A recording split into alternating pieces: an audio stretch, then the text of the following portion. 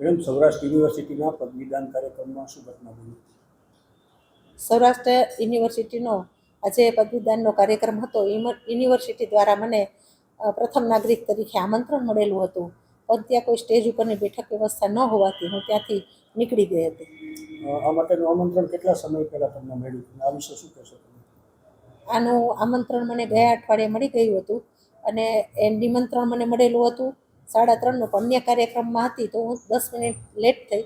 કાર્યક્રમ ચાલુ થઈ ગયો હતો, પણ સ્ટેજ ઉપર કોઈ વ્યવસ્થા બેઠકની ન હતી, તેથી ત્યાં હું રોકાયેલ નથી. યુનિવર્સિટીના સત્તાધીશોએ જે આ કર્યું તેના માટે શું કહેશો? એને જાણતા તો કર્યું જ ન હોય.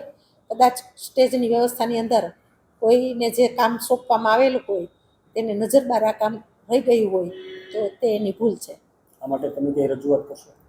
રજૂઆત કરવાની આમ કાંઈ જરૂર છે નહીં, કેમ કે અંતે તો કાર્યક્રમ આપણો જ છે.